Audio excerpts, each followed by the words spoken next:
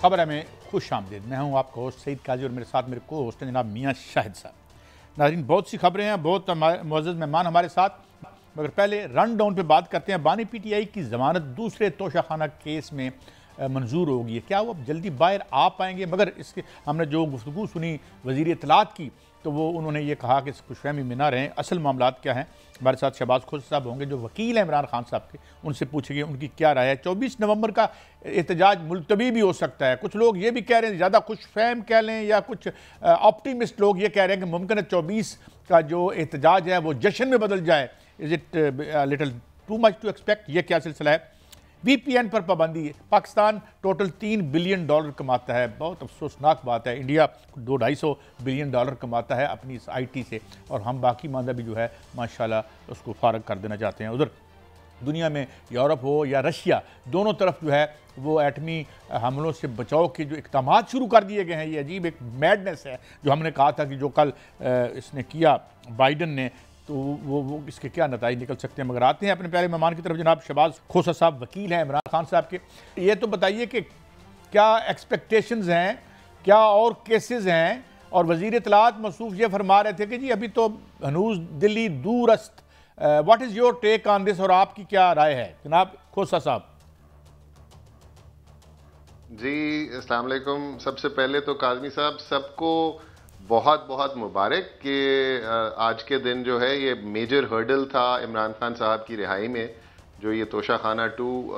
वैसे तो ये सारे ही फजूल केसेस थे, बट ये कंटिन्यूएशन फजूल केसेस की में जो मेगा एक केस था वो ये तोशाखाना 2 भी था, जिसको आज बड़े अच्छे तरीके से मियाँ गुल हसन औरंगजेब साहब ने आइन और कानून के मुताबिक निपटा दिया। और ये खान साहब की रिहाई में जो एक मेजर हर्डल थी ये निकल गई। इसके अलावा आपका मेरे से सवाल ये था कि और क्या केसेस हैं, और there is no substantial hurdle in Khan साहब रिलीज। ये 9 मई के कुछ केसेस हैं जिनमें 29 को गालिबन हेयरिंग है, जिनमें खान साहब की बेल की। और 9 मई के केसेस में जो लोग, केस क्या है 9 मई का, कि वो जो वकुआ हुआ एक, और उस पर काफ़ी सारी जगह पे इंसिडेंट्स हुए, उसमें इमरान खान साहब पे एलिगेशन ये है कि इन्होंने कंस्पायर किया और ये हुक्म दिया कि अगर मैं अरेस्ट हूं तो ये सारा कुछ हो जाए। तो ये खान साहब के खिलाफ जो एलिगेशन है वो कंस्पिरेसी की है, और वो कंस्पिरेसी भी एक वक्त में बैठकर एक जगह हुई। तो अब जो उसके एक्चुअल वकूए हुए उसमें कई 100 FIRs जो हैं आपने देखा कि मुल्क भर में दर्ज हुई, कई हजारों लोग उसमें पकड़े गए, और अभी भी कुछ लोग बीच में जेलों में पाबंद हैं। उन इंडिपेंडेंट अकरेंसेस का, उन एक्चुअल कल्प जिन्होंने एक्चुअली ये किया या जो वहां पार्टिसिपेंट्स थे जो उनके नाम थे, उनकी उनमें बेलें भी हो चुकी हुई हैं, और कई 100 लोगों की बेलें हो चुकी हुई हैं, और इसी तरह कई 100 लोग इसमें बरी भी हो चुके हुए हैं 9 मई के केसेस में। तो कंस्पिरेसी का जो एलिगेशन है ये एक छोटा सा एलिगेशन होता है, और इसमें आम केसेस में तो किसी को सजा होती भी नहीं है। मगर इस नवंबर में जो है वो रिहा हो रहे हैं, फिर अगर 29 तारीख को ये केसेस का फैसला हो जाएगा तो मैं आपको यही अर्ज कर रहा हूं कि ये केसेस में बेल ऑलरेडी हो चुकी हुई है खान साहब की भी। तो ये कोई बार बार एक कंस्पिरेसी की अगर एक जगह बेल हो चुकी हुई है तो क्या वो बार बार उसमें जितनी भी अदालतों में लगेगा वही फैसला आएगा? तो ये एक प्रोसीजरल हर्डल जरूर क्रिएट की गई है, मगर इसके अलावा कोई हर्डल नहीं है। इंशाल्लाह नवंबर के महीने के अंदर ही हम खान साहब को बाहर देखेंगे। अच्छा खोसा साहब, ये फरमाइए अभी कितने मुकदमात में उनकी गिरफ्तारी है? कोई 58 बता रहा है, क्या जो गिरफ्तारियां भी डाली हुई हैं, क्योंकि हम जानते हैं बहुत सारे केसेस अभी हैं उन पर, तो अभी और कितने केसेस हैं जिसमें उनकी गिरफ्तारी डाली गई है? देखें, इस वक्त तो सिर्फ 4 केसेस ऐसे हैं जो कि पेंडिंग है लाहौर में। अच्छा। और आइडेंटिकल केसेस हैं कंस्पिरेसी 9 मई की रिलेटेड, जिनमें इस वक्त उनकी गिरफ्तारी डली हुई है गालिबन, और 29 को वो फिक्स्ड है। तो आइडेंटिकल केसेस में कई 100 लोगों की बेलें भी हो चुकी हुई हैं और कई 100 लोग एक्विट भी हो चुके हैं। तो ये कोई हर्डल नहीं है। अब अगर ये किसी केस में, फ्रेश केस में गिरफ्तारी डालते हैं तो ये तो एक है कि आइंदा आने वाले दिनों में खान साहब के लिए जो है वो बड़ी मुश्किल पेश हो सकती है 190 मिलियन पाउंड वाले केस में। और उसमें 7 साल से कम और 14 साल ज़्यादा से ज़्यादा सज़ा हो सकती है। आप क्या कहते हैं कि ये केस मजबूत है और इसमें क्या खान साहब को सज़ा हो जाएगी? देखें, बिल्कुल एक बेकार किस्म का ये केस है। ये जो 190 मिलियन पाउंड का केस ये शुरू कैसे हुआ कि ये जो हमारे अभी डिफॉल्टर हसन नवाज साहब हैं, इन्होंने एक 50 मिलियन डॉलर की प्रॉपर्टी, मिलियन पाउंड की प्रॉपर्टी बेची मलिक रियाज साहब को। मलिक रियाज ने इनसे वो 50 मिलियन डॉलर की लंदन में पाउंड की प्रॉपर्टी लंदन में खरीदी। वहां पर लंदन की जो गवर्नमेंट है उनका लैंड डिपार्टमेंट हलचल में आ गया कि ये इतनी महंगी प्रॉपर्टी इस एरिया में किसने खरीद ली है। तो वहां पे क्योंकि कानून की पासदारी है और हमारे मुल्क में आपके सामने ही है क्या हाल है कानून का, वहां पर ये रेड फ्लैग हुई ट्रांजैक्शन। उस पर उन्होंने इसको ट्रेस किया, तो उनकी ट्रेस करने की वजह यह थी कि वहां पे 20 मिलियन पाउंड से ऊपर कोई ट्रांजैक्शन नहीं हुई थी उस जोन में। तो ये 50 मिलियन का उनको लगा कि ये मनी लॉन्ड्रिंग है। उन्होंने इस पर जब मलिक रियाज फैमिली के अकाउंट्स देखे तो उनमें बहुत सारे पैसे पड़े हुए थे। उन्होंने वो सारे पैसे इस शुबे पे कि ये मनी लॉन्ड्रिंग के पैसे हैं, ये उन्होंने सीज कर दिए, मलिक रियाज साहब के पैसे। उसी वक्त जो है यहां पर एक मुकदमा चल रहा था मलिक रियाज साहब के खिलाफ सुप्रीम कोर्ट में, वो जो कराची बैरियर टाउन के रिलेटिंग है, उसमें उन्होंने सेटलमेंट की सुप्रीम कोर्ट के साथ कि वो पैसे सुप्रीम कोर्ट को देंगे।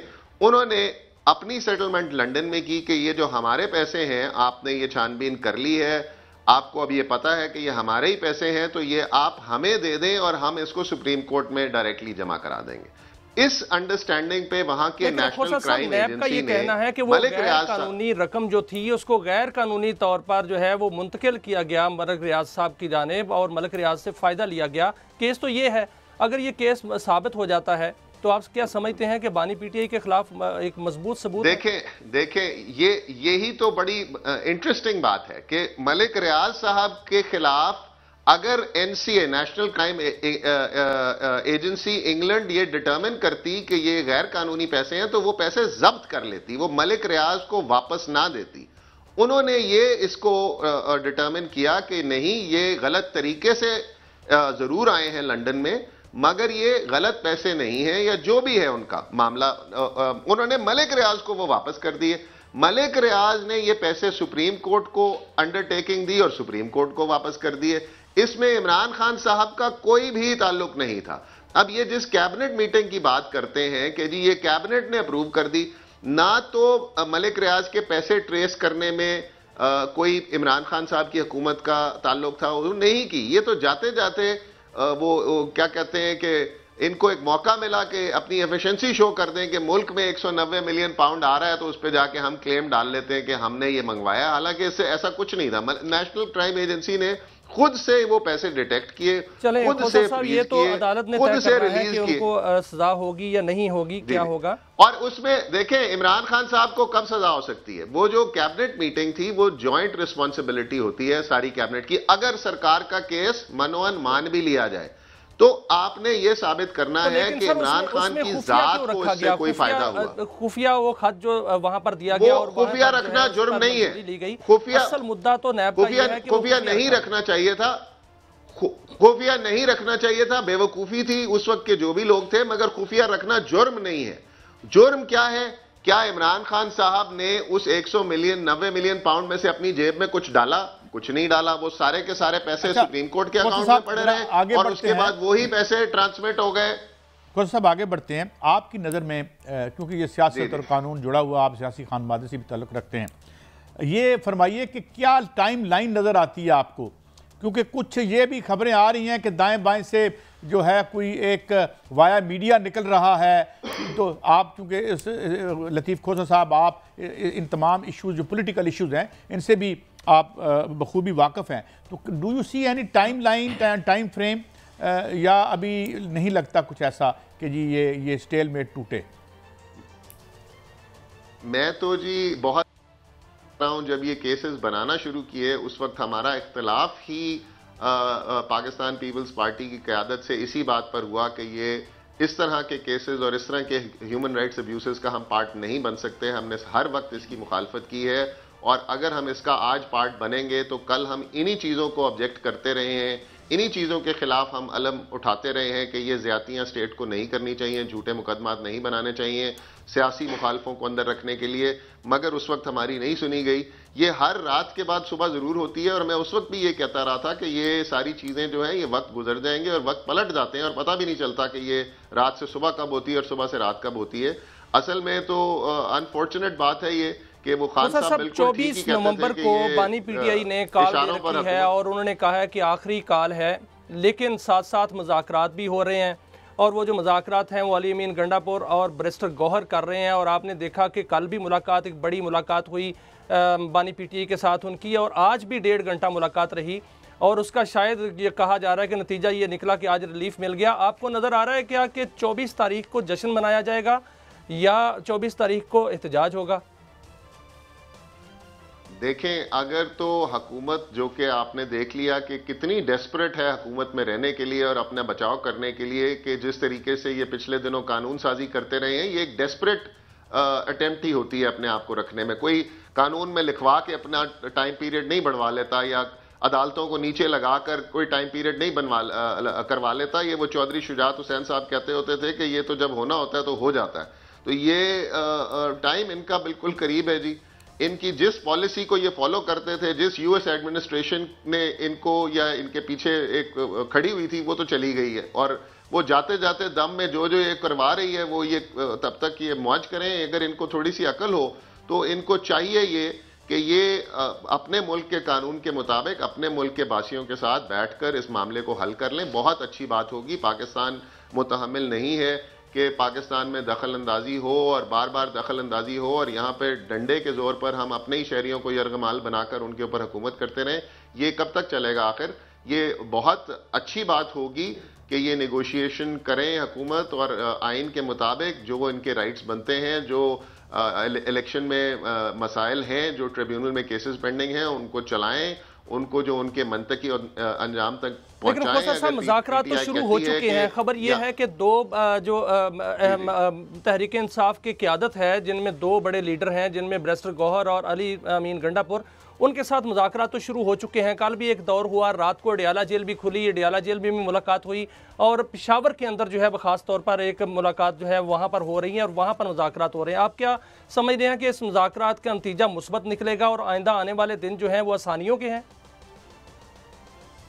देखें, बैरिस्टर गौहर और अली अमीन गंडापुर मैसेंजर तो जरूर हो सकते हैं, मैसेंजर, मगर मुज़ाकरात करने के लिए इनको चाहिए कि इमरान खान साहब से डायरेक्टली मुज़ाकरात करें, दरवाजे खोलें जेल के। ये कोई तरीका नहीं होता कि आप कॉन्फिडेंस बिल्डिंग मेजर्स किए बगैर आप इस तरीके से डंडे के जोर पे मुज़ाकरात करें। कल को पावर का तवाज़ुन बदल जाएगा तो फिर आपसे मुज़ाकरात कोई नहीं करेगा।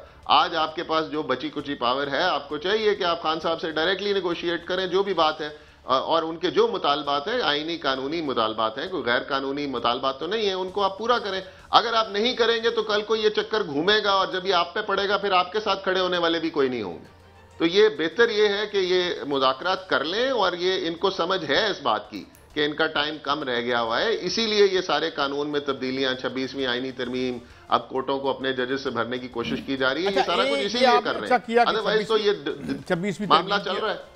एक खबर ये भी आ रही है कि अगर कोई बात कहीं चल भी रही है तो उसमें वो एक तो जो जुडिशल अपॉइंटमेंट्स हैं, इस हवाले से अभी तक बानी पीटीआई की रिजर्वेशन हैं और 26वीं जो बोन ऑफ कंटेंशन बताई जा रही है मुबैना तौर पर, वो 26वीं आइनी तरमीम है। तो क्या आपकी ये अंडरस्टैंडिंग है कि ये 2 ऐसी चीज़ें हैं जिस पे पीटीआई कंप्रोमाइज़ करती नज़र नहीं आती? देखें, पीटीआई को कॉम्प्रोमाइज इस पे हरगिज करना भी नहीं चाहिए, क्योंकि 26वीं आईनी तरमीम का बेसिकली मतलब ये है कि आपने आइन और कानून दफन कर दिया इस मुल्क में। 26वीं आईनी तरमीम का मतलब ये है कि आपने जजेस की इंडिपेंडेंस खींच ली। आपके सारे केसेस में फलां वर्सेस द स्टेट होता है, फलां वर्सेस द स्टेट होता है। आप अदालत जाते ही स्टेट के खिलाफ हो। आप अगर अदालत स्टेट से ही अगर इंसान को तवक्को हो जस्टिस की, तो वह सरकारी डिपार्टमेंट मौजूद है, सेक्रेटरी बैठे हुए हैं, वही इंसाफ दे दें। अब आपने अदालत को उठा के अपने पास लगा दिया। आपने जजेस की कहते हैं कि 27वीं में आएगी, 27वीं आईनी तरमीम आती है तो उसमें यह भी है कि जजेस की जो मजीद उम्र जो है वो भी बढ़ाई जाएगी और उसमें दीगर आईनी कोर्ट का जो है वो भी मामला लाया जाएगा। 26वीं आईनी तरमीम तो पीछे रह जाएगी, अब तो 27वीं की बातें हो रही हैं। देखें, मसला ये है कि हमने कभी हिस्ट्री पढ़ी नहीं, हमने इस दुनिया की हिस्ट्री नहीं पढ़ी। हर फिरौन जो है वो बाद में गर्क ही हुआ है।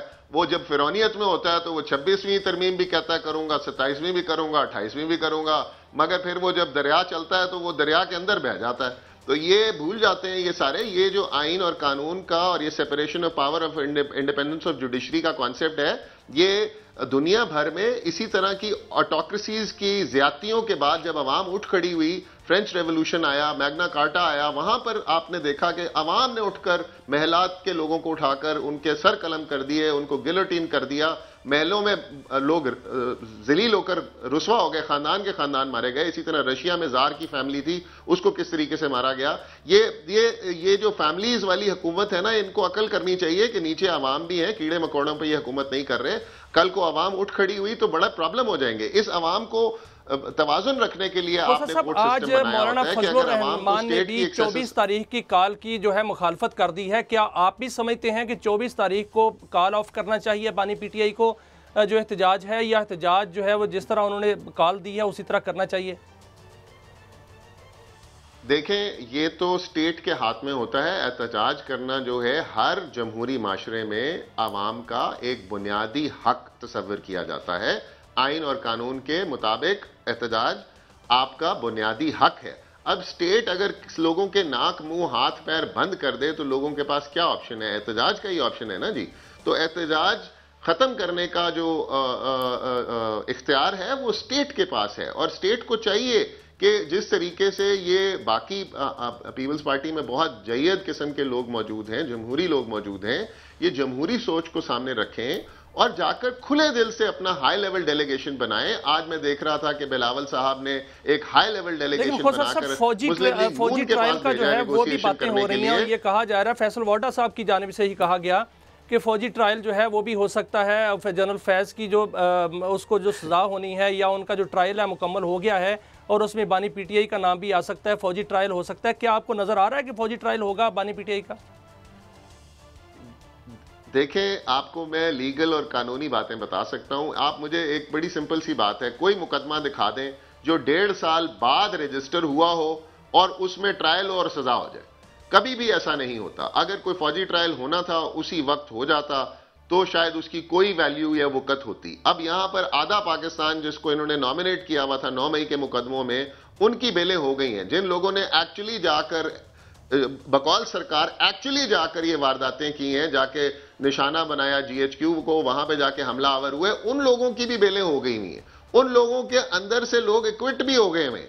तो जब वो लोग जिन्होंने एक्चुअल जाके काम किया है बकौल सरकार, वो इक्विट हो गए हैं, तो एक बंदा, अब मैं अगर आपको कह दूं कि जाएं जाके अपने सामने ट्रैफिक लाइट से इसको तोड़ दें, तो मेरा कितना कसूर है और आपका कितना कसूर है? जाहिर बात है, आप अपना माइंड रखते हैं, आप अपना शऊर रखते हैं। अगर आप जाके एक कनेक्शन भी तो कायम करना पड़ेगा ना, अगर आप बिल्कुल कोर्ट में लेके जाते हैं। ये बिल्कुल करना पड़ेगा। आज तक पाकिस्तान में एक केस में कंस्पिरेसी में सजा हुई जुल्फिकार अली भुट्टो को, और उसमें भी वर्डिक्ट आ गया कि ये जुल्फिकार अली भुट्टो के साथ ज्यादती हुई। जी बिल्कुल, उस पे तो कोर्ट का खुद दोबारा से एक डिसीजन आया, देर आए दुरुस्त आया, सुप्रीम कोर्ट का वर्डिक्ट आ गया कि जुल्फिकार अली भुट्टो के साथ ज्यादती हुई। जी खोसा साहब, it's a great pleasure on the show. आपने हमें गाइड किया और बताया कि ये क्या मामलात हैं। बहरहाल हुकूमत का है, हुकूमत की राय तो ये है, मगर तीसरा भी एक स्ट्रीम है ना हमारा, जो सोशल मीडिया से भी हमें डर भी बड़ा लगता है कि क्या हो रहा है क्या नहीं हो रहा। इस पर भी हम नज़र रख के बैठे हैं। वापस आएंगे तो बात करेंगे, VPN की बात करेंगे, यूरोप की एटमी जंग से बचने के क्या मामलात हैं, ये हमें किस तरह इम्पेक्ट कर सकते हैं, और ख़ास तौर पर बात करेंगे $700 मिलियन जो है वो कैसे और कहाँ दुबई में इन्वेस्ट किए गए, क्योंकि अब डाउन में इसकी रिपोर्ट आ चुकी है। इस बारे में हमारे साथ एक मईशत के माहिर होंगे, हम उनसे रहनुमाई लेंगे कि ये हमारा कितना एक अच्छी इन्वेस्टमेंट है या नहीं है। एक ब्रेक के बाद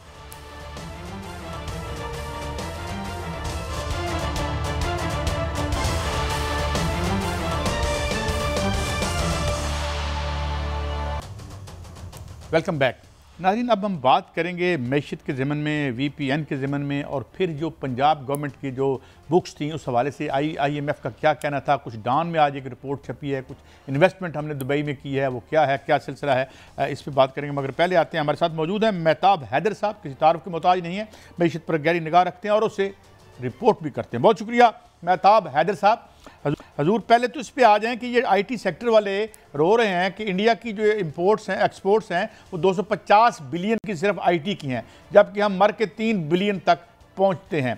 तो वाकई ये वीपीएन अगर हराम करार दे देते हैं, हम जिस तरह करार दे दिया गया है हमारी जो कौंसिल है, इस्लामी नज़रियाती कौंसिल, तो फिर ये 3 बिलियन डॉलर हम पे हराम हो जाएंगे। हजूर ये क्या मामला है? जी बिस्मिल्लाहिर्रहमानिर्रहीम, थैंक यू वेरी मच, आपने मुझे अपने प्रोग्राम में लिया। देखें, मैं ये जो मज़क्का खेज़ किस्म की बातें हैं उन पे, और कम से कम ये जो इस्लामिक पॉइंट ऑफ व्यू है उस पर तो मैं गुफ्तगू नहीं कर सकता, लेकिन एक बात मैं समझ सकता हूँ, वो ये है कि अगर आपने आईटी को फ़रोग़ देना है और इस मुल्क में जो फ्रीलांसर्स हैं उनके डॉलर्स जो है वो पाकिस्तान की इकॉनमी के लिए आप समझते हैं कि अच्छे हैं और वो वाकई अच्छे हैं, तो इस तरह का ये जो वीपीएन के ज़रिए और ये जो एक्स का लास्ट फरवरी के इलेक्शंस के बाद जिस तरह से उसको चलाया जा रहा है, मैं समझता हूँ कि ये किसी तरह भी खुशाइन नहीं है, और ये किसी भी मुल्क में इन्वेस्टमेंट लाने के लिए ये किसी तौर पे भी ठीक नहीं है। आप इसको देख लें कि आप इस टाइम अगर व्हाट्सएप पे भी एक वॉइस मैसेज खोलने की कोशिश करें इस्लामाबाद में बैठकर, तो आपको या तो वाईफाई हर सूरत में लेना पड़ेगा या 4G जो है वो बिल्कुल यहाँ पे किसी से भी आप बात करके पूछ लें, वो आपको बताएगा कि नहीं है। तो इन्वेस्टर्स जो हैं वो इन सारी चीज़ों को देख रहे हैं। एक तरफ तो हम इन्वेस्टमेंट लाने की बात कर रहे हैं, दूसरी तरफ हम आईटी की बात कर रहे हैं, और आईटी की एक्सपोर्ट्स को प्राइम मिनिस्टर साहब कहते हैं कि हमने डबल और ट्रिपल करना है। तो ये कैसे मुमकिन है कि हम ये सारे के सारे निज़ाम को डिसरप्ट करके ये कर सकते हैं? ये मेरे ख्याल में ये पॉलिटिकल जो इस टाइम सिचुएशन है उसके तनाज़र में पहले फायरवॉल लगी, अब फायरवॉल के बाद जो है अब वीपीएन का एक नया है कि वीपीएन को रजिस्ट्रेशन जो है वो करें। आप कितने वीपीएन की रजिस्ट्रेशन करेंगे? ये किसी तौर पे भी इसको आप सस्टेन नहीं कर सकेंगे, और अगर हम इस मुल्क में इन्वेस्टमेंट लाना चाहते हैं, क्लाइमेट को इम्प्रूव करना चाहते हैं, आपकी मैशत पर बड़ी गहरी नजर है। इंडिया तो आईटी इंडस्ट्री से 250 अरब रुपए तक, बल्कि डॉलर तक कमाता है, 250 अरब डॉलर तक। डॉलर हम जो है वो 3 अरब डॉलर भी नहीं कमा पाते। 250 अरब डॉलर की बात कर रहा हूँ, वो कमाता है, हम तो 3 अरब डॉलर भी नहीं कमा पाते। क्या हमारा पोटेंशियल नहीं है? हम भी कमा सकते हैं। देखें, बुनियादी तौर पर 2-3 चीज़ें हैं जिससे हमें बाहर आना पड़ेगा। मुझे खुल के ये कहने दें कि अगर हमने स्टेट को सिक्योरिटी पैराडाइम से देखना है फिर तो कुछ नहीं कहा जा सकता, लेकिन अगर हम दुनिया के साथ अपने लिंकेजेस डेवलप करना चाहते हैं, हमारे जो फ्रीलांसर्स हैं उनको हम अपॉर्चुनिटीज़ क्रिएट करना चाहते हैं, क्या हम उनके लिए अपॉर्चुनिटीज़ क्रिएट करना चाहते हैं या जो उनके पास इस टाइम मौके मौजूद हैं उनको हम ज़ाया करना चाहते हैं? It's our choice. मैं समझता हूँ कि इस टाइम पाकिस्तान के अंदर बहुत ज़्यादा पोटेंशियल है। ये 3 to 5 बिलियन डॉलर, ये जो हम IMF के पास 7 बिलियन डॉलर्स के लिए मिन्नत तरले करते हैं, अगर हम इनेबलिंग एनवायरनमेंट दें, और इनेबलिंग एनवायरनमेंट का मतलब ये नहीं है कि आप उनको कोई सब्सिडी दें, हम ये कह रहे हैं कि हुकूमत ने एक अच्छा इकदाम किया था कि जिसके तहत वो रिटेंशन ऑफ उनके अकाउंट्स के अंदर एक खास हद से ज्यादा स्टेट बैंक की जो पाबंदियां थी, बता भाई वक्त कम है, तो मैं एक और बड़े अहम मामले की चीज किया कि इसको बढ़ाया जाए। बिल्कुल ठीक है, बिल्कुल, इसमें तो दो राय हो ही कोई नहीं सकती। और ये भी हम साथ में ये बात कर दूं कि जो मिस यूज करते हैं उनको आप एक्सक्लूसिवली जो है वो उनको क्रैक डाउन करें, जो भी कानून है मुल्क का उसके मुताबिक चले। मैं एक और समत में आता हूँ। IMF आया और मैं कल डॉक्टर करामुल हक साहब के साथ हम उनकी यानी उनसे मुतमत्तो हो रहे थे, तो उन्होंने फरमाया कि जी ये कुछ एतराज़ात थे, कुछ 2 से ज़्यादा हमने वादे पूरे नहीं किए। फिर एक इन्वेस्टमेंट जो है वो दुबई में की गई, जिस बारे में डॉन लिखता है, जब एक ऑफिशियल से पूछा गया तो उन्होंने कहा कि कोई हर्ज नहीं है, पाकिस्तान इन्वेस्टमेंट बॉन्ड्स खालबन, मैं अगर गलत कह रहा हूँ या सही कह रहा हूँ, कि वहाँ हमने इन्वेस्ट किए। एक तो हमें ये बताएं कि ये क्या इन्वेस्टमेंट थी जो हमने बाहर की है, और ये इससे हमें कितना फ़ायदा हो सकता है, और इस पर मोतरज़ क्यों था IMF? देखें, IMF का जो इतराज़ात थे और उसके नतीजे में जो चीज़ सामने आई, उस पर मैं आपके सामने ये वो बात रख देता हूँ। वो बुनियादी तौर पे एक तो प्रोविंसेस का जो सरप्लस था वो एक IMF के साथ हमने तय किया हुआ था और उसके अंदर ये था कि सारे सूबों ने सरप्लस जनरेट करना था। अब जब पहले मिनिस्ट्री ऑफ फाइनेंस पोस्ट करती है वेबसाइट पे अपना फिजिकल ऑपरेशन, तो वो ये दिखाती है कि सरप्लस के बजाय पंजाब का डेफिसिट है 160 अरब रुपए का। अब उसके अंदर ये हुआ कि अगर आप उसको तसलसल के साथ हर दफ़ा देखते हो तो एक उनका हेडलाइन होती है जिसको वो कहते हैं स्टैटिस्टिकल डिस्क्रिपेंसी। पहले क्वार्टर में 378 अरब रुपए उसके अंदर शो किए गए, बाद में उसको चेंज किया गया और ये कहा गया कि पंजाब का यानी डेफिसिट नहीं है, सरप्लस है 40 अरब रुपए का। पंजाब का जो वो 200 अरब स्टैटिस्टिकल डिस्क्रिपेंसी से निकाले गए, जो कि सुनने में ये आया है कि किसी पेंशन फंड के पैसे थे, वो निकाल के उन्होंने 160 अरब रुपए का जो डेफिसिट था वो खत्म किया और 40 अरब रुपए इस्तेमाल किए उसका सरप्लस जनरेट करने के लिए। अब इस पे IMF अच्छा मतलब से मैं माफी चाहता हूं, मैं सवाल जरा शार्प कर दूं, मैं सवाल शार्प कर दूं। आपने कहा कि वो कल डॉक्टर साहब ने ये जबान लफ्ज इस्तेमाल किया अनअकाउंटेड फॉर, आप कह रहे हैं डिस्क्रिपेंसी। इसका आसान मतलब हमें समझाएं कि भाई क्या money is not lying there, has it been transferred somewhere else? इन दोनों इस्तिलाहों का मतलब क्या है? असल में ये जो टर्म यूज करते हैं स्टैटिस्टिकल डिस्क्रिपेंसी, इसका मतलब ये है कि जो रेवेन्यूज और एक्सपेंडिचर्स हैं वो आपस में मैच नहीं हुए, वो आपस में रिकंसाइल नहीं हुए, तो ये उसको स्टैटिस्टिकल डिस्क्रिपेंसी के नाम पे डाल देते हैं। और ये पहले क्वार्टर में अमाउंट भी बड़ी ज्यादा थी, 378 अरब रुपए की थी। उसको बाद में अब देखें ना, मैं जो आपके सामने बात रखना चाहता हूं वो ये है कि इस पे IMF की प्रेस रिलीज के अंदर कुछ नहीं है, लेकिन IMF ने उसी प्रेस रिलीज के ऊपर एक और भी डिस्क्लेमर दिया हुआ है कि वो ये असेसमेंट मिशन था और वो अपनी रिपोर्ट जो है वो उनके एग्जीक्यूटिव बोर्ड के सामने लेकर जाएगा। अभी मैं मेहताब साहब इसी पे बात करूंगा कि IMF आता है पाकिस्तान और वजीर खजाना कहते हैं कि IMF हैरान हो गया जो हमारे अहदाफ देख के, हमने जो अहदाफ जो है मुकम्मल किए, और जो चेयरमैन FBR हैं वो कहते हैं मिनी बजट नहीं आएगा। और फिर ज़राए जो खबर चली उसमें आया कि ना कोई पेट्रोलियम लेवी बढ़ेगी, ना कोई किसी किस्म का जो है हमारा शॉर्टफॉल है। ये सर क्या है, आपकी खबर क्या है, क्या ऐसा ही था? देखिए, अगर मुझे 1 मिनट का इजाजत दे दे, मैं पहले वो रिकंसिलिएशन के इशू पे एक बात करना चाहता हूं। IMF जो है अपनी रिपोर्ट बोर्ड के सामने रखेगा, और माजी में 2 दफा ऐसे हो चुका है कि पाकिस्तान के इस तरह की जब अकाउंट्स के अंदर रिकंसिलिएशन नहीं हुई तो पाकिस्तान पे फाइन हो चुका है। एक दफा आपको याद होगा जनरल मुशर्रफ जब हुकूमत में थे और शौकत अजीज फाइनेंस मिनिस्टर थे, तो पाकिस्तान ने खुद एडमिट किया कि PMLN का जो 98-99 कू से पहले जो हुकूमत थी उसमें इस तरह की कोशिश की गई, तो IMF ने $50 मिलियन का फाइन किया था, और एक दफा उसके बाद भी हुआ था। अब देखना यह है कि क्या IMF इस पे खामोशी इख्तियार करता है या किस तरफ बढ़ता है, अभी ये देखना बाकी है। जहां तक आपका सवाल है, आप देखें कि पहले 4 माह में FBR का शॉर्टफॉल 189 बिलियन रुपीस है, और ये इंटरनल असेसमेंट है FBR की कि पहले 6 माह के दौरान ये प्रोजेक्शन की जा रही है कि ये शॉर्टफॉल 321 अरब रुपए का हो जाएगा।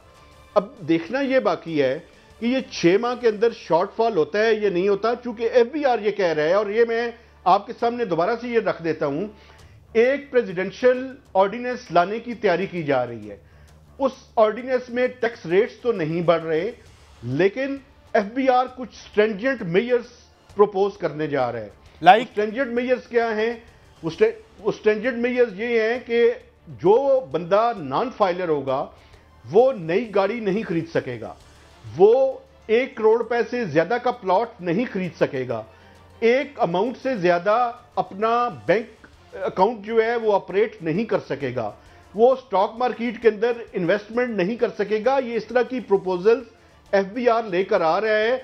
अब ये इमरान खान साहब का जो धरना है इसकी वजह से शायद कुछ हो जाए, लेकिन तवक्को ये की जा रही है कि विद इन दिस मंथ या अर्ली नेक्स्ट मंथ तक ये प्रेसिडेंशियल ऑर्डिनेंस प्रोमulgate कर दिया जाएगा। बिल्कुल, मैं एक और बात पे आता हूं, बड़ी अहम बात।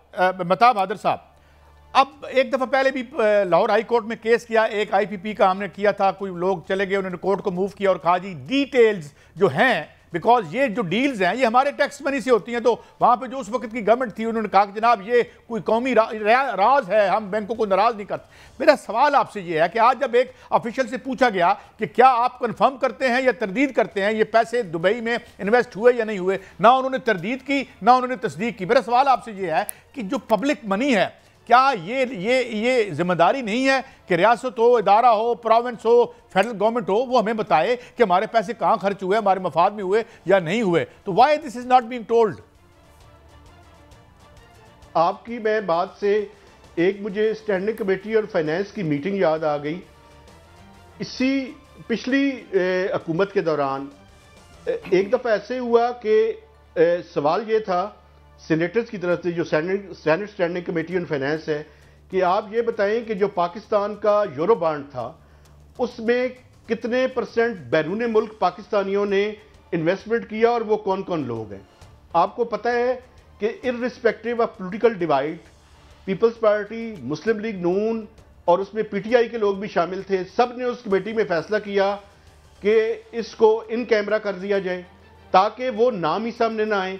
और ये वो क्या कहते हैं उससे कि डिस्क्लोजर के नाम पे या सीक्रेसी के नाम पे इस तरह की इंफॉर्मेशन जो है वो पाकिस्तान के पब्लिक से छुपाई जाती है। हालांकि ये पाकिस्तान के लोगों का हक है कि ये बताया जाए कि अगर हाई रेट्स पे किसी ने कोई इन्वेस्टमेंट इनसाइड पाकिस्तान या आउटसाइड पाकिस्तान की है तो उसका नाम क्यों नहीं बताया जा सकता। और ये जो बात आप कर रहे हैं कि दुबई में जो इन्वेस्टमेंट के हवाले से या बाकी पाकिस्तान का जो बॉन्ड है उसमें जिन लोगों ने इन्वेस्टमेंट की है एट हाई रेट्स, मैं समझता हूं कि अगर उनके कोई पॉलिटिकल कॉनोटेशन है तो उनके नाम तो डेफिनेटली पब्लिक के सामने आने चाहिए। और उन्हें खुद भी, आपको पता है कि उन्होंने अपने एसेट्स जो है वो डिक्लेयर करने होते हैं, तो उन पे तो वैसे भी जिम्मेदारी है कि वो अपने एसेट्स के अंदर इन चीजों को डिक्लेयर फरमाइएगा कि IMF तो चला गया हो कि यहाँ से अब क्या हम क्या समझें कि IMF का प्रोग्राम चलेगा, अब अगली किस्त मिलेगी या दोबारा रिव्यू होगा, दोबारा वो आएंगे तो फिर हमें जो है वो उसका इम्तहान से गुजरना पड़ेगा, क्या होगा? IMF क्या आप जो मुतमिन किया है और ये प्रोग्राम चलेगा सर? देखें, मेरा ख्याल ये है कि IMF बिल्कुल एक मैक्रो इकोनॉमिक या बैलेंस ऑफ पेमेंट के क्राइसिस के लिए ममालिक में जाता है और उनकी मदद करता है, लेकिन उनके पॉलिटिकल वो उसको एडमिट तो नहीं करते। लेकिन अगर US एडमिनिस्ट्रेशन और जो उनके अलाइज हैं उनकी सपोर्ट हुई तो ये प्रोग्राम चलेगा। इसीलिए आप देखें कि ये जो IMF की रिपोर्ट है ये 4 to 6 वीक्स के दौरान जो है वो आनी है, और उस टाइम तक आपको पता है कि जनवरी 20 तक जो है US एडमिनिस्ट्रेशन साहब आपने डोनाल्ड ट्रंप साहब जो है वो आ जाएंगे, तो ये इसके ऊपर डिपेंड करेगा। कूजे में दरिया को बंद किया है कि एक ने ये बताया कि ये अब एक पॉलिटिकल हो चुका है, पहले भी शायद कम था या ज्यादा था, इस बारे में ये राय थी, मगर अब एक ये बात सामने आई है। बहुत शुक्रिया मेहताब आदिल साहब, great pleasure to have you on the show. नाज़रीन, ये थी हमारी मैशत के हालात जिस पर हमने बात की। अब बात करेंगे एटमी जंग की बातें हो रही हैं, यूरोप क्या ख़तरे में है, मुख्तलिफ मेजर्स ली जा रही हैं। कल जो बाइडन ने खेल खेला है, बारीक वारदात की है ट्रंप साहब के साथ, उसके मुमकिन नताइज क्या हो सकते हैं? हमारे साथ होंगे ब्रिगेडियर रिटायर्ड बाबर अलाउद्दीन, हम उनसे रहनुमाई हासिल करेंगे। हमारे साथ रहिए।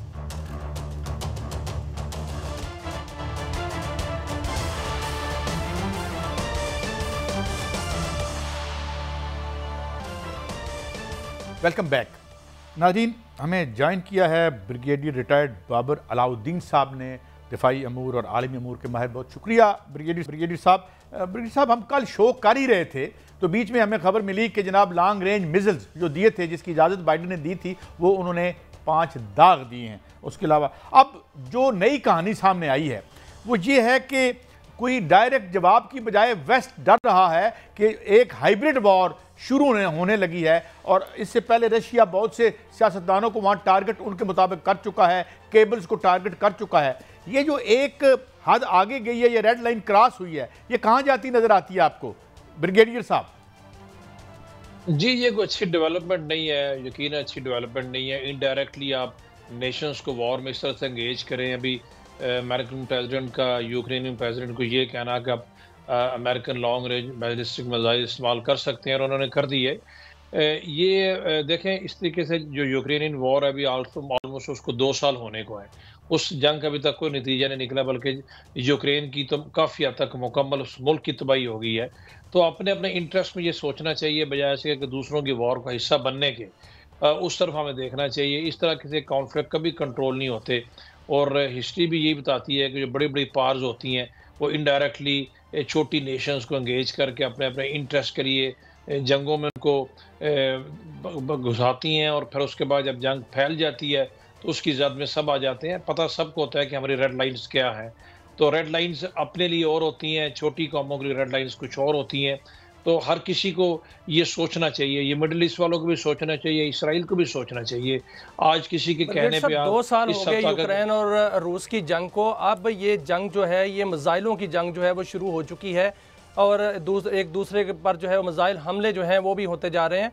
और रशिया की जानिब से ये भी धमकी दी गई है कि अगर ये मिसाइल हमले ना रुके तो एटमी हमला भी हो सकता है। तो आप क्या समझते हैं कि यूरोप जो है वो एटमी जंग की तरफ जा रहा है? क्या उस खित्ते में एटमी जंग छिड़ सकती है?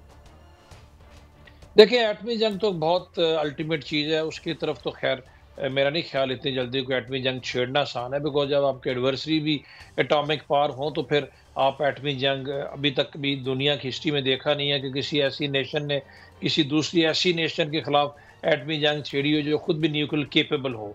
आप उसी के खिलाफ ऐसा करते हैं जिसके पास ये केपेबिलिटी नहीं होती। तो यूरोप इस जंग की तरफ, एटमी जंग की तरफ तो नहीं, लेकिन रशिया की ये धमकी या रशिया का ये कहना कि अगर उसके ऊपर यूक्रेन ने उन हथियारों से या उन मिसाइल से हमला किया जो वेस्टर्न कंट्रीज़ के दिए हुए हैं, तो उस पर्टिकुलर कंट्री को भी निशाना बनाया जा सकता है। ये यकीनन एक किसी हद तक फ़िक्रमंद बात है, और इस पर सबको सोचना चाहिए। और बिलखसूस यूक्रेन और रशिया जा रहा आपस में 2 हमसाये ममालिक हैं, तो यूक्रेन यकीनन रशिया का मुकाबला मिलिटरीली तो नहीं कर सकता, और यूरोपियंस के कहने पे कब तक अपना दफा कर सकते हैं। उसका इमीडिएट नेबर है रशिया, उसको तो कहीं से बाहर से हथियार लेके नहीं आने। अच्छा ब्रिगेडियर साहब, एक माफी चाहता हूं, एक और बात मैं पूछना चाहूंगा, आप क्या समझ, दुनिया जो है वो तकसीम होती हुई नजर आ रही है कि कोई जो रशिया की हिमायत कर रहा है, पुर्तगाल जो है वो रशिया की हिमायत कर रहा है, मुस्लिम ममालिक जो है वो किस तरफ जाएंगे? आप क्या देख रहे हैं कि ये जंग किस तरफ जाती हुई नज़र आ रही है? क्या दुनिया ब्लॉक्स में बंटकर जो है इस जंग का हिस्सा बन जाएगी, या इस जंग को रोका जा सकेगा? ब्लॉक्स अभी तक इतने बहुत क्लियर तो नहीं है। जहाँ तक इस्लामी ममालिक का ताल्लुक है वो तो इस पोजीशन में नहीं है। उन्होंने इसराइल के मुकाबले में क्या कर लिया, या रशियन और यूक्रेनियन वॉर्स में, या वेस्ट और रशिया के दरमियान किसी ब्लॉक का हिस्सा बनेंगे। साइड लाइन पर रह के ज़्यादातर देखेंगे, अनलेस के वॉर कुछ उनकी तरफ नहीं आ जाती। दुनिया फ़िलहाल तो मेरा ख्याल है अभी तक शायद इस चीज़ को समझने से कासिर है कि जंग कहाँ तक आगे जा सकती है। लेकिन मैं आपकी बात से इत्तफाक करता हूँ, इसमें इंटरवीन करते हुए इस कॉन्फ्लिक्ट को रोकना चाहिए। बिकॉज अभी तक ये कॉन्फ्लिक्ट बुनियादी तौर पर यूक्रेन और रशिया का था, लेकिन जब अभी अमेरिकन वेपन्स बीच में यूज़ होंगे और साथ साथ नेटो के दूसरे हथियार यूज़ होंगे, और उसमें से कुछ ईस्ट यूरोपियन कंट्रीज़ को अगर रशिया एंगेज करता भी है, तो फिर नेटो का जो मुआहदा है उसके तहत तो आप सेल्फ डिफेंस में act of war against one NATO countries taken to be brigadier साहब, एक और बात जो ज़्यादा हमें खौफजदा भी करती है, क्या रिस्पांस होगा? एक तरफ तो जो यूरोप और वहाँ पे जो खबरें आ रही हैं वो कह रहे हैं जी इंडिविजुअल्स को टारगेट करेंगे, जिस तरह हानिया साहब को टारगेट किया गया ईरान में। आप क्या समझते हैं, क्या रिस्पांस होगा? क्योंकि प्रेस्टीज का भी मामला है और प्यूटन की आप नफ्सियात भी जानते हैं। जी, इंडिविजुअल्स को टारगेट तो किया जा सकता है, वेलेंस्की को टारगेट किया जा सकता है रशिया की तरफ से, बिकॉज पॉपुलिज्म होता है उसमें जो सेंटर ऑफ ग्रेविटी होता है वो पॉपुलिस्ट लीडर ही होता है। बट उसको टारगेट करने से क्या ये जंग रुक जाएगी, ये देखने की बात है। और रशिया के लिए उनको टारगेट करना कोई इतना मुश्किल नहीं होगा, बिकॉज वो ज़ाहिर है बिल्कुल इमीडिएट नेबर में है। इंडिविजुअल्स को भी टारगेट किया जा सकता है, बल्कि इंडिविजुअल्स को टारगेट शायद पहले किया जाए, क्योंकि उससे इमीडिएट गेन्स कुछ हासिल हो जाते हैं लार्ज स्केल वार को रोकने के लिए। फिलहाल हमें वेट एंड सी देखना चाहिए। लेकिन जो इम्पोर्टेंट कंट्रीज़ हैं, जो इम्पोर्टेंट कंट्रीज P5 के कंट्रीज़ हैं, देखिए ब्रिगेडियर साहब, जो जंग है वो तो फैलती है, और अगर रूस जो है वो कह रहा है कि जो अमेरिका है वो वहाँ से उनका जो असला यूज़ हो रहा है, तो अमेरिका की जो मौजूदगी है वो तो इसराइल में भी है। तो क्या जो रशिया है वो जवाब में इसराइल पर भी हमला कर सकता है? वहाँ अमेरिकन तनसीबात पर हमला हो सकता है रशिया का? मेरा नहीं ख्याल कि डायरेक्टली अमेरिकन तनसीबात पे इसराइल पे जाके हमला करेंगे। हाँ, इनडायरेक्टली हो सकता है।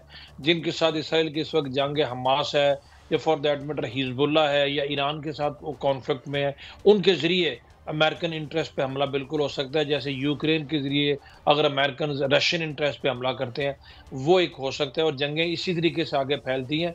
लेकिन अगर इनको स्टेज पे ना रोका गया तो फिर कॉन्फ्लिक्ट बढ़ने का खदशा होता है और ऑलरेडी मिडिल ईस्ट में एक बहुत बड़ा कॉन्फ्लिक्ट जो है। अच्छा ब्रिगेड साहब, एक खतरा और जाहिर किया जा रहा है कि हौसियों को खास तौर पर ऐसे हथियार वो फराम कर सकता है कि जहां ये बड़े बड़े अमेरिका के बहरी बेड़े या अड्डे हैं, वो आप जानते हैं, वो तो जो चीज़ उनके पास होती है वो फेंक देते हैं। उन्होंने वो हाइपरसोनिक मिसाइल भी फेंका था वहाँ पे इस जंग में इजराइल पर।